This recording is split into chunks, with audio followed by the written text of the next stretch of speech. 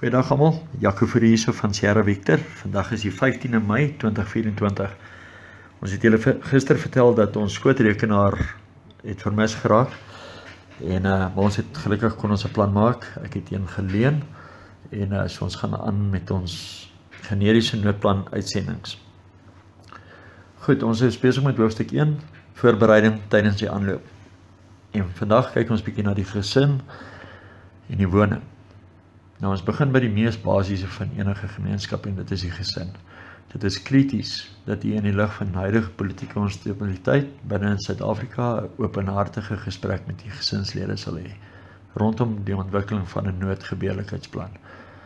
Hierdie plan is nie net gereserveer vir tydens onluste nie, maar ook natuurrampe soos onlangs in KwaZulu-Natal as daar vloede is en veldbrande, enige gebeurlikheidsplan of noodsituasie. Goed, so is nie net onluste nie. Kry maar net 'n noodplan of 'n gebeurlikheidsplan. Dis eintlik dalk die mooier woord daarvoor. Die gees en die trant van so 'n gesprek moet egter met groot omsigtigheid en volwassenheid gehanteer en gevoer word. Kinders moet nooit die beeld van paniek of vrees by hulle ouers waarneem nie. Dit sal hulle bang maak en onseker laat en roof van alledaagse lewenslus en vreugde wat elke kind behoort te geniet. En ons het al gepraat hieroor. Onthou, julle is die ma en die pa in die huis, nie? En ek praat nou van veral kleiner kindertjies, laerskool en miskien nog hoërskool, nie? Hulle, pappa en mamma is hulle steunpilaar. Dis hulle beskerming. So jy kan met jou vrou of tussen man en vrou of tussen volwassenes kan julle dalk die dinge regtig bespreek, maar onthou, skep 'n gesin waar jou kind veilig voel. Dis nie nodig om al die detail en al die bekommernisse met hulle te deel nie. Hulle is kindertjies. Hulle moet lag en speel. Hulle hoef nie nou al die gewig van hierdie wêreld op hulle skouers te dra soos wat ons moet doen nie. So gun hulle om kinders te wees ook. Goed, buiten dan nou die logistieke voorbereiding wat ons almal al van gepraat het, die opgaar van voedsel en water en daai tipe goed, is dit ook raadsaam om sekere vaardighede aan te leer. Doen dit maar as 'n stokperdjie, goed soos eerste hulp,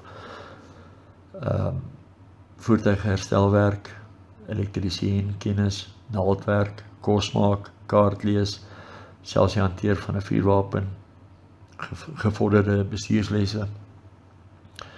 Ek weet, ek het familielede wat al nou klaar gestudeer het en hulle bly in Pretoria of Johannesburg omgewing en dan as hulle nou naweke kom kuier vir my paale hier in die Wes-Transvaal, dan sit my altyd 'n bekommernis op die paaie. Jy weet, wanneer is daar kapings en jy weet, hoe hanteer hulle dit in 'n kapingssituasie? So, gevorderde bestuurslesse, net, jy weet, basiese kennis is altyd 'n goeie ding om nou al aan te leer. En maak dit lekker, maak dit 'n gesinsding. Goed, naweekkampe en vakansiekampe vir die gesin is ook 'n uitstekende manier van om 'n noodplan in te oefen sonder dat die kinders eintlik regtig besef waar dit gaan. Kinders leer dan om met bietjie ongemak nog steeds hulle self te handhaaf en hulle self gemaklik te maak. Ons hoor so baie van mense wat en weer eens, hier is nou nie 'n onttrek of 'n intrek debat nie, maar baie mense praat van onttrekking. Nou, dit is lekker om te gaan kamp vir 'n week. Hier na die tweede week, dan raak dit bietjie van 'n uitdaging. En ek julle weet, hier op week nommer 3 of 4 of 5 of 6, dan gaan die kinders nogal nikkerig raak. So, gaan kamp nou al, laat hulle al gewoond raak aan die kamp idee. As julle van die mense is wat glo dat julle in 'n noodtoestand liewer uit die stad uit wil gee pad. Dis moeilik om 'n kind, dis 'n skok, wel op enige iemand, nie net 'n kind nie, om van 'n gemaklike huis in die woonbuurt is skielik in die veld in 'n tent te gaan slaap. En die nadeel van dit is, met 'n kamp weet jy nog, dit gaan een of ander tyd eindig. As daar 'n noodtoestand in die land is of anargie is, dan sal nie 'n 'n dag om na uit te sien wanneer die kamp verby is en ons gaan net terug huis toe nie. So, wees bewus van dit. En maak jou gesin nou al gewoond aan dit dan. En dan ook op 'n kamp leer die gesin dan dat take verdeel word en hulle besef dat spanwerk en interafhanklikheid ontwikkel moet word. Goed, kom ons kyk na gesinvoorbereiding. Kom ons kyk na 'n paar stappe wat vooraf geneem kan word en wat in ag geneem behoort te word. Goed, ons het gepraat basiese logistiek, dus voedsel, water, medikasie en brandstof ensovoorts. Maak solank 'n sekuriteitswaardering van jou huis. Aan die ander wyse, jy gaan vanaand, as dit donker is, dan stap jy uit, dan kyk jy hoe lyk jou huis van alle hoeke en kante af. Is daar skariekolle in jou tuin waar iemand kan wegkruip, iemand jou huis kan bekruip? Wat adverteer jy met jou huis na buite toe?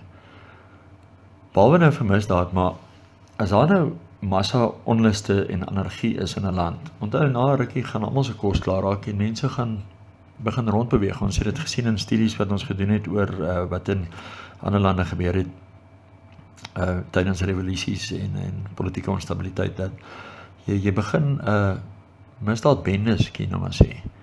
Groepe mense wat groepeer en dan, jy weet, dan roof hulle vir hulle self. So, kyk hoe lyk jou huis. Adverteer jy na buitentoe dat jy het geld en hulpmiddels of logistiek. So, weer eens die grey man principle. Jy wil nie hê jou huis moet uitstaan bo jou bure se huis nie. Nou is dit lekker, want jy voel goed en dit is 'n status ding en alles, maar dit gaan teen jou tel, die dag as die bombaar. Dan 'n volgende ding, baie belangrik, ontwikkel 'n huisverdedigingsplan. Dan volgende, probeer om kontant te stoor. Nie in jou huis nie, maar ergens in jou tuin begrawe. Maak seker daar is soveel moontlik kleiner note. Jy wil nie tydens 'n noodtoestand 'n boksie soppoeier gaan koop met 'n R100 noot nie. Jy gaan of nie klein geld kry nie of jy gaan beroof word. So kleiner die note, hoe beter. En die Engels het 'n term daarvoor, hulle praat van bartering. In 'n post cities the fan scenario waar mense op 'n stadium waar die banke dalk nie gaan werk nie of waar gaan nie elektrisiteit wees nie, wat ook al, en ruilhandel gaan plaasvind. Geld gaan altyd waarde hê. Maar, soos ek sê, kleiner note. As jy met R100 'n pakkie soppoeier gaan koop en niemand anders sien daai R100, hulle gaan jou roof. Goed. So kleiner note. Baie belangrike punt volgende is ontspanning vir kinders is belangrik. Versamel 'n klomp bordspeletjies en storieboeke byvoorbeeld. Met die COVID-inperkings het jy sekerlik gesien hoe kinders vinnig kan verveeld raak. En toe was daar nog internet en elektrisiteit beskikbaar. Gestel daar is nie internet of elektrisiteit nie, dan gaan jy jou kind moet besig hou. So kinders en dit gaan ook vir groot mense ook, dit gaan jou gedagtes afval van wat regtig rondom jou afgebeur. So ontspanning is baie belangrik en baie mense kyk dit mis.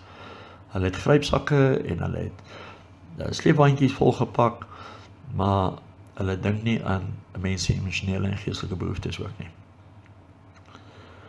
Goed, volgende punt. Bou 'n fisiese biblioteek op rondom verskeie onderwerpe of aanlegte. Jy gaan dalk nie alles kan Google nie.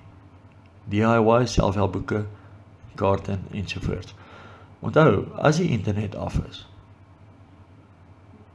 dan gaan jy nie kan goue ding Google nie. Die beste is, kry vir jou boeke, goeie oudtydse boeke. Ek myself, ek het 'n hele amper mini-biblioteek by my huis. Want ek weet al is daar nie elektrisiteit of internet nie, ek kan nog steeds leer hoe om 'n kar te diens, of jy weet seker tipe goed. So, bou 'n fisiese biblioteek op. Help ook nie goed op jou foon nie, almal het PDF's op hulle foon, dit is baie nice, maar as jy nie krag het of elektrisiteit het nie, gaan jy nie foon kan laai nie. So, selfs hierdie goed wat ons al oor 3-4 jaar vir julle uitgee, gaan druk dit uit, sit dit in 'n leer. Kijk, dan het jy dit. Goed, probeer om ekstra voorrade te koop vir ruilhandel. Aanstekers, sanitêre middels, sigarette ensovoort. Dit is 'n goeie voorbeeld. Enige ruiltransaksie moet weg van u huis af, op neutrale gebied geskied. Moenie buitestanders na u huis toe nooi nie. Goed, as dit nou op so 'n situasie is waar ons gaan begin ruilhandel doen, jy ruil nooit by jou huis nie. Hulle gaan jou kom roof. Ek het ernstig eendag gelees dat die verskil tussen beskaafdheid en barbarisme is iets soos 3 of 4 maaltye. So as ons in 'n scenario kom waar ons gaan met ruilhandel, kleiner produkte, soos aanstekers, sigarette, daai tipe goed, jy het self gesien in COVID, hoe die mense sigarette gesmokkel, en jy doen die transaksie weg van jou huis af. Neutrale grond. Goed. Belê in 2-rigting radiostelsel wat nie op selfoontorings en simkaarte werk nie. Mens kry deesdae baie van die 2-rigting radiootjies, maar uiteindelik net 'n simkaart in. Dit gee niks help nie, want dan kan jy net so wel jou eie foon gehou het. So, kry 2-rigting radio stelsel, maar wat nie op selfoontorings en simkaarte werk nie. Volgende punt, leer basiese selfverdediging aan. Jy hoef nou nie 'n swart belt in karate te word, of in kung fu, of wat hierdie ander Krav Maga nie. Maar basiese selfverdediging. En weer eens, jy kan dit as 'n gesin saam begin doen, nie? So dit is ook baie belangrik. Volgende punt, en nou praat ek met die mans eintlik. Maak seker u is so fiks as moontlik. Indien jy nodig het om te voet, die woning te ontruim, moet jy dit kan doen, met rugsak en voorrade. Baie van ons mans, val, jy weet, in ons ouer jare, ons is nie meer fiks nie. Jy weet, almal wil net altyd praat van in my tyd, en die weermag, en my tyd toe ek rugby gespeel het, en meneer, daai tyd is verby. Okay, jou lyf is nie meer 18 nie. Maar, kry jou lyf so sterk as moontlik, want jy gaan dalk 'n rugsak met voorrade moet dra. Of jou kind. Maak seker jy kan. Goed, bly op hoogte van nuusgebeure en verwikkelings in die area. Identifiseer gereelde brandpunte en onveilige areas. Leer om sonder 'n GPS te ry en raak vertroud met die omgewing, straatname ensovoorts. Ons mense het baie lui geword. Almal het Google Maps op hulle fone en jy tik gou 'n adres in en dan gaan jy. As daar nie elektrisiteit is nie, as daar nie selfoontorings is nie, of selfoonsein is nie, gaan jou nie GPS nie werk nie. So, begin weer leer om sonder 'n GPS te ry.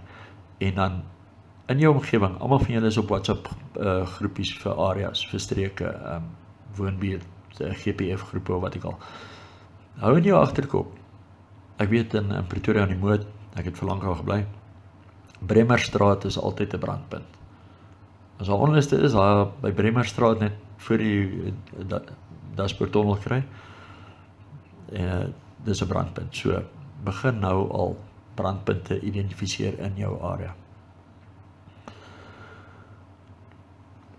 Goed, soos ons ook reeds genoem het, behoort enige beweging buite u veilige area tydens 'n noodtoestand tot die minimum beperk te word. U behoort slegs te beweeg vir voorrade of take in die gemeenskap se verdedigingsplan. En ons praat van 'n gemeenskapsverdedigingsplan. Ons sal 'n bietjie later meer praat daaroor. Indien u egter rondbeweeg, let op u kleredrag. Dit moet nie uitspattig of duur handelsmerke adverteer nie. U sal die indruk skep dat u wel af is en dis 'n prooi om te roof. Volg die grysman principle of beginsel om so onopsigtelik as moontlik aan te trek. Nou is ook nie die tyd om volle kamoufleerdrag uniform rond te beweeg nie. Dit sal onnodige aandag trek van die polisie en die weermag of bendes wat u nie eien as een van hulle nie. Goed. Ek wil praat oor uniforms. Daar's baie organisasies wat baie trots is op uniforms en dit lyk paraat en dit lyk alles nie. Dit is nie die tyd en die plek om 'n uniform te dra in so 'n situasie nie, in 'n noodtoestand nie. Die polisie en die weermag gaan dalk dink jy's 'n rowerbende en dan is jy in die moeilikheid. Gewone civic-klere. Ons sien dit oralste in die wêreld, Midde-Ooste, oralste almal wat al ooit daar employ het of wel in Gaza ook nou. Trek civic-klere aan. Maar trek gemaklike klere aan. Goed. En onthou, ons moet die polisie en die weermag se werk vir hulle maklik maak. In 'n noodtoestand, want hulle gaan hulle hande vol hê om alles te probeer stabiliseer. So, nou trek jy kamoufleerdrag of uniform aan. Daai ouens is onder stres. Onthou die polisie en die weermag ouens, as hulle nou ontplooi en is noodtoestand, hulle gaan onder stres wees. Hulle het ook gesinne by die huis waaroor hulle bekommerd is, maar hulle moet gaan werk. En nou stap hier 'n ou by hulle verby, of 'n groep ouens by hulle verby, wat almal 'n uniform aan het, wat paramilitêr is. Dis onnodig. So dink bietjie met die verstand.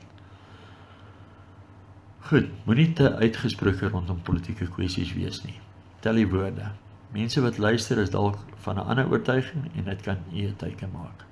Polarisering gaan plaasvind, omdat die mense geneig is om tydens krisistoestande te soek na veiligheid in getalle.